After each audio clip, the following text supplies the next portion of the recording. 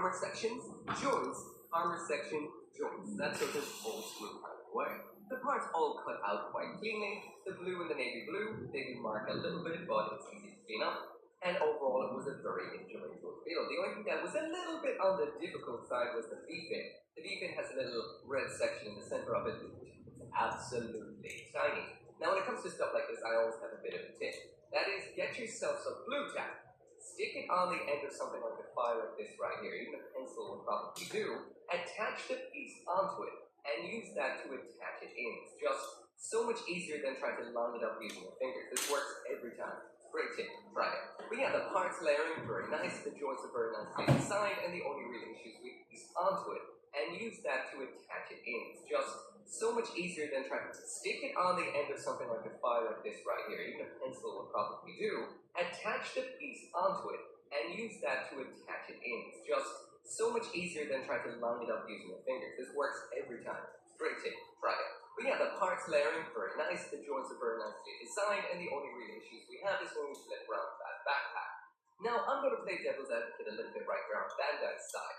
If this was parts separated anymore, this would be awful. Have you ever built the real great Freedom Gundam and the wings just fall apart all the time? That is what would have happened. These are so nicely designed, the way they sandwich together. There's so many parts in these wings. The wings are almost half the kit when it comes to building. If there was any more in there, it would have taken away from its integrity. It's a little bit sad that we don't have the extra colors, but the wings themselves physically are absolute perfection. Once you snap this entire thing together, what you get in the end is mind-blowing, even if it is not 100% color accurate. Now let's check out the notes. So it's about time we got into those fantastic aesthetics, and I'm going to start off without the backpack as usual, just so we can take a look at the actual mobile suit itself. This has the standard backpack adapter double peg slot, so it doesn't mean it should be useful, but pretty much all the packs that are out there, well, the ones that use those double peg adapters, and this right here is what it looks like. It is 100% incredible. Like I mentioned, there is a lot of stickers for this kit, but not many are actually for using on the mecha itself. This just looks so good. All the individual angles, the details, it all looks so good. The colors, the distribution, the panel lines, everything is both majestically anime accurate, but at the same time, nice and detailed for high grade too. Zooming in on the head there, and it just looks so good. They've used a very subtle gray compared to what we would have seen on the standard Freedom, and overall the visage there has that threatening Gundam look that has a little bit of freedom and a little bit of impulse in there as well. Now, speaking about this head right here, like I mentioned, depending on where you're coming from, definitely affect your perspective on this. If you've been building other high-grade seed kits, then this is just like those, but with the fantastic detail dialed up. However, if you are coming from some of these small-scale plastic masterpieces that were the Wings from Mercury line, this might feel a little bit nerfed. For example, we don't have the same sort of part separation we would have seen on some of those kits. Some of those kits had straight-up full-eye color separation. Not all of them, some of them, but the parts separation in general on those kits is a little bit more impressive than what we see here.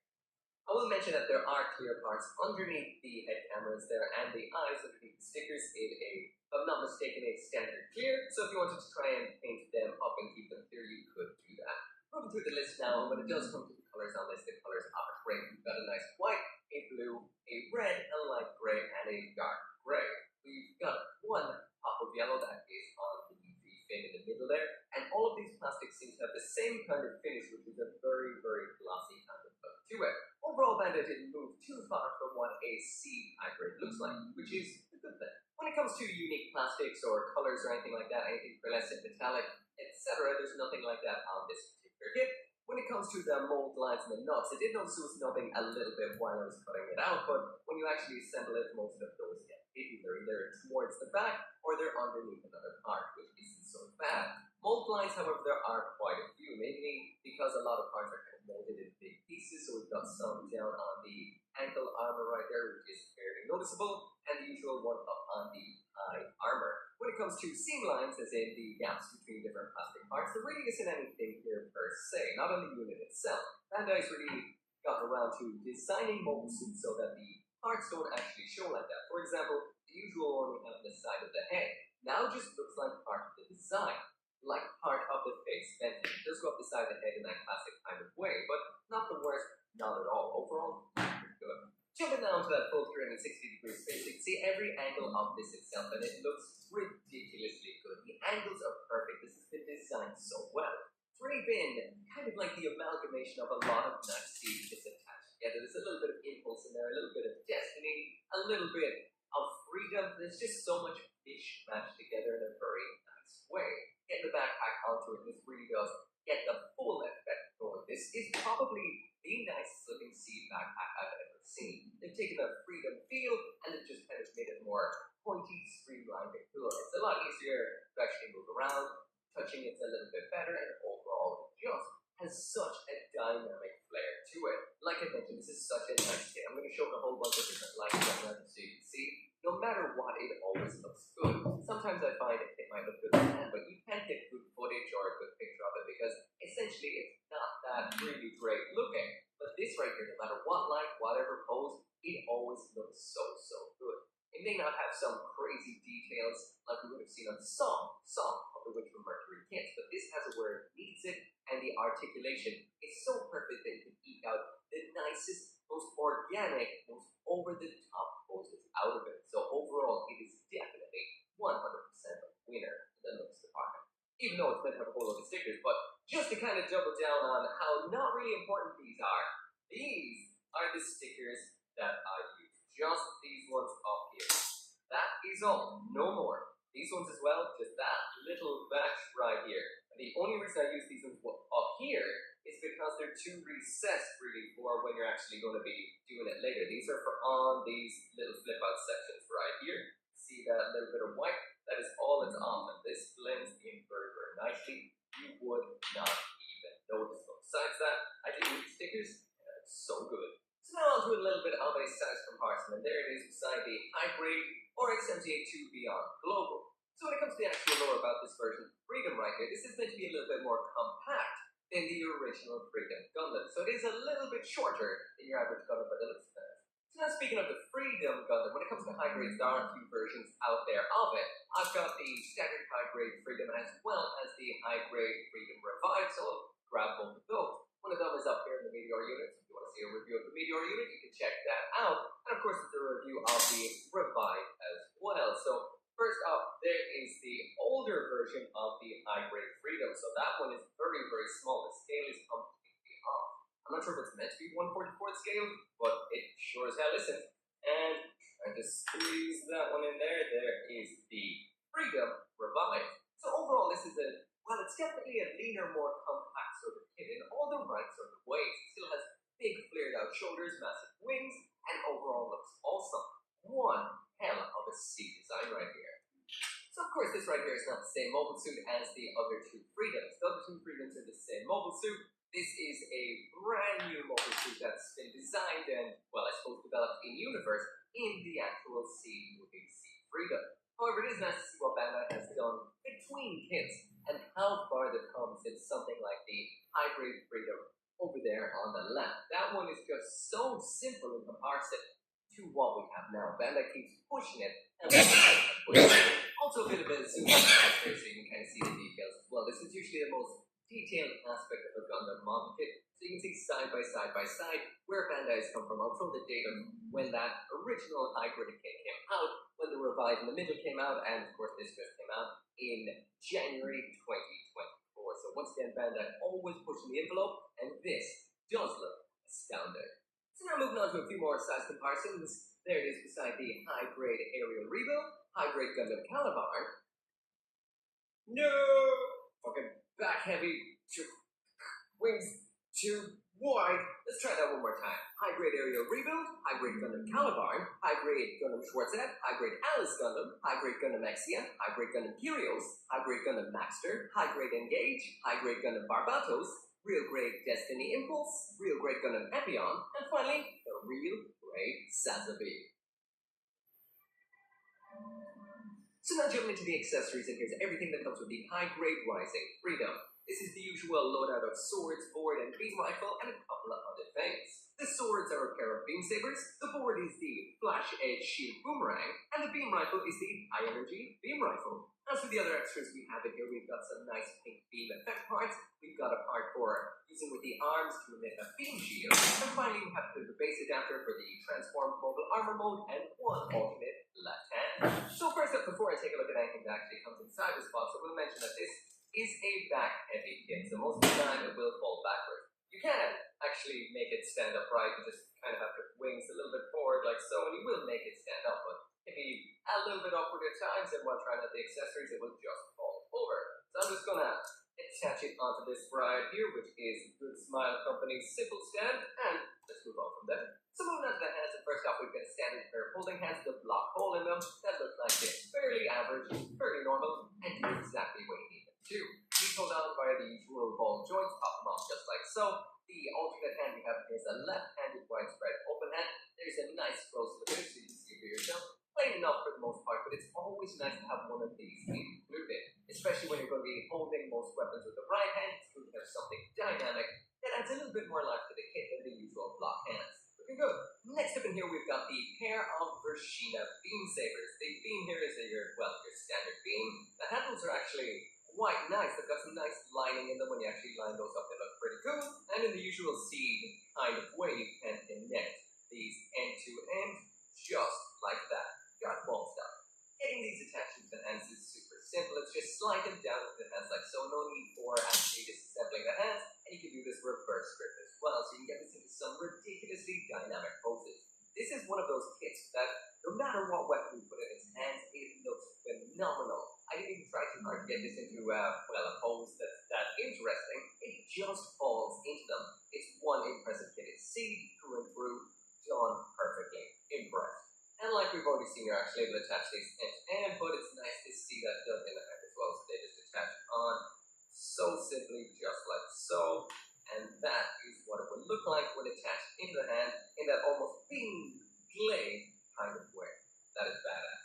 When these are not used to store them, you just pop them on the hand like so, pop off the beams, and these can be attached onto the side skirts. These attach on quite well, they just click into place. They don't feel like they're going to fall off like some high-grade seed kits, and that is what they look like attached. Now, I will mention, while I was looking at these to see the kind of, when I was looking at the manual, see the orientation that you're meant to be stuck in, I did see that the lower section of these does need to be in a kind of gray, like that little circular ring there, towards the non-business end. That is meant to be in gray. There is not a sticker included, so you have to paint that yourself for it to be color accurate. But still, incredibly nice. So the next weapon we have in here is the high energy beam rifle. At first glance, this is extremely nice looking. We'll mention I did panel like this just like I did with the rest of the kit, but there is, once again, one or two issues with it. Let's talk about the good first. This is nicely color separated into white and gray. What I really like is that wire coming through from the gray section onto the surface, really breaking up the white. We do a sticker for the lens there, but as you can see, it's not just the lens, it's also a blue bit around the outside, so it doesn't look that great. And as you can see from this image right here, there is meant to be a lot of blue on the beam rifle, especially on the upper barrel there and around near that wire, which we do not have in plastic on this kit, but there are stickers included. Getting this weapon attached to the hand is the usual sandwich routine. That means you just open up the hand like so, like two slices of bread, flop this right into the hand like this, and flop this backward as it holds in perfectly. It's the hand, slap the two bits of bread back together, and there you go. The hand is a sandwich, and it holds onto that weapon perfectly. I'll move the wrist, and this has no issue holding it up whatsoever. And this, even without the stickers, is a very clean, nice looking beam rifle. I'm definitely digging that rectangular barrel. Unique. Nice. But yeah, if you did not know this was meant to be in multiple colors, honestly, it would look phenomenal. And that tends to be the case with a lot of this kit. Sure, it's lacking some colors, but Bandai liked them in such a way that it still looks fantastic. Also with the posability and the articulation on this, you can get such over-the-top poses. I love posing this thing. Sure, we may have lost some colors, but this thing still looks killer regardless. Also, when this is not used, you can store it on the unit by popping out the hand like so, and just attaching it by a simple peg onto the butt flap, just like so. Nice and fairly out of the way. So the next accessory we have in here is the shield, which is called a flash edge. Now, for the most part, this seems to have escaped from the color accuracy woes we would have seen across the board so far.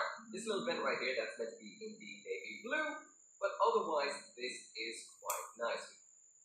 Get back here. Around the back, we do have some nice hand lining opportunities. It's mostly in white, and I assume that handle little section right there is meant to be in gray. The only moving aspect we have is this right here, which is a ball joint, so that attaches it into the arm. I want to say only one, I mean around back, because there's quite a few moving bits. We have these little sections here which pop out just like so for making this into a boomerang, but are a little bit on the floppy side. I actually thought these would like clip into place, but they don't. They feel a little bit funny. And we do have a little bit of a sliding mechanism right here, which opens up just like so, but I'm pretty sure that this is actually for the mobile armor mode, so we'll take a look at that a little bit later on. Attaching this on is pretty cool because it's not usual that we see a seat kit with this kind of gauntlet with the beam shield in it have an actual shield that pops on over it. It attaches on very simply like so. It's just a peg into a hole. It's just a peg into a hole. It holds on quite well, and for the most part it does look really good until you try to get it into a pose.